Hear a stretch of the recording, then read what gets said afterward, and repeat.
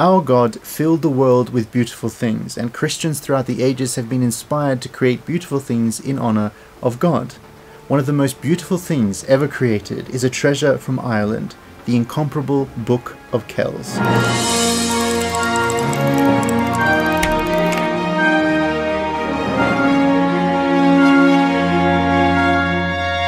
Today, most of us take books for granted. We can buy books anywhere, we can read on our phones, it's very easy to find something to read. And we forget that for the vast majority of Christian history, books have been unbelievably rare, unbelievably expensive, and very difficult to get a hold of. Of all of the books valued by humanity in the last 2,000 years, the most valuable have always been the 4 Gospels that contain the wisdom, life, and teaching of Jesus Christ himself. And so in preserving these books, in making sure that they were looked after, one of the jobs of many Christians was to make these books beautiful, to honor Christ by artistically displaying his teachings. Of the many famous illuminated manuscripts and gospel books of Western Europe, the most famous is probably the Book of Kells. The Book of Kells is a treasure of Ireland and indeed of all literary history.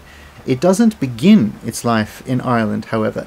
It was created between the 6th and 9th centuries on the Scottish monastic island of Iona. Some scholars believe that the book was created to celebrate the 200th anniversary of the death of Saint Columba, the missionary and Irish monk that founded the monastery of Iona. This book would have been created by a number of monks over many years, and though created on Iona, it didn't stay there for very long. When Viking raids in the 9th century picked up across the coast of Scotland, many of the monks of Iona fled, and they took with them the book to the safety of the monastery of Kells in Ireland, and there the book remained for 8 centuries, taking on the name that it has, the Book of Kells. There are 680 pages in the Book of Kells, almost all of them illuminated in multiple colours and incredibly intricate Celtic knot designs.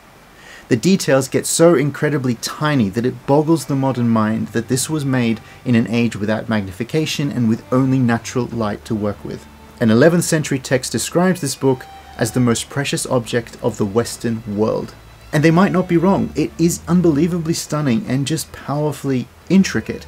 A 12th century traveller visited Ireland and saw the book, and he wrote about it. Fine craftsmanship is all about you, but you might not notice it. Look more keenly at it, and you will penetrate to the very shrine of art. You will make out intricacies so delicate and so subtle, so full of knots and links, with colours so fresh and vivid that you might say that all of this were the work of an angel and not of a man. This book contains the 4 Gospels, in which absolutely nothing was deemed unimportant. Even the table of contents is a work of art entirely in and of itself, with columns and floral designs woven through. And as you go through the pages of the Gospels, you'll come across different capital letters, each made as a tiny painting. The opening page of the Book of John only contains the phrase, "In the beginning was the Word," but it takes up the entire page, forming one grand display of beauty in honor of the Word. In the 11th century, the Book of Kells was actually stolen from the monastery, intriguingly not from the library, but from the church itself. This was a great shock. However, miraculously, it was found 2 months later, apparently under a rock.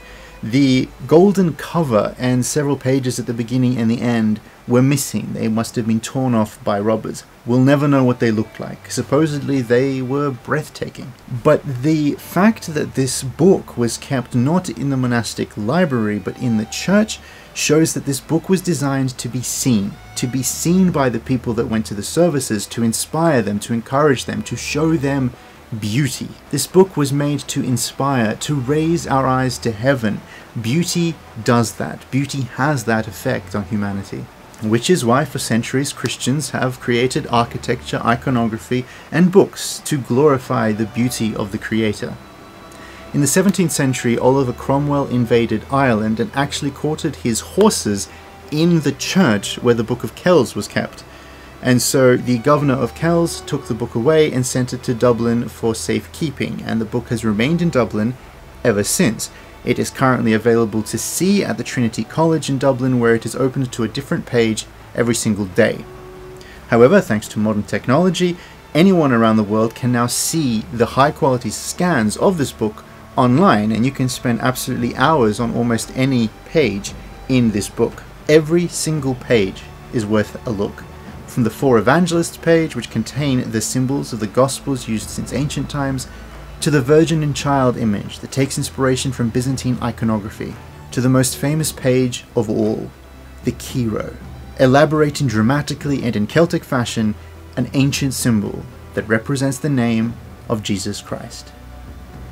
And that is who this book is all about. Christ inspires us to create beauty, to appreciate beauty, because he brings beauty into the world. And so the Book of Kells reminds us not just of the beauty of Christ, but in a book in which the table of contents and individual letters and words are given so much care and meaning, it inspires us to bring beauty into our lives, that even in the smallest things, they can be lifted up and made beautiful in honor of Christ. We are accompanying this episode with a cup of jasmine green tea with pear, and it's beautiful, floral, and revitalizing. And do let us know if you enjoyed this episode, because the Book of Kells, while it's the most famous, it's definitely not the only glorious illuminated manuscript of Christian history in the West. So if you'd like to hear about the Lindisfarne Gospels and other famous texts, we'll make episodes on those as well.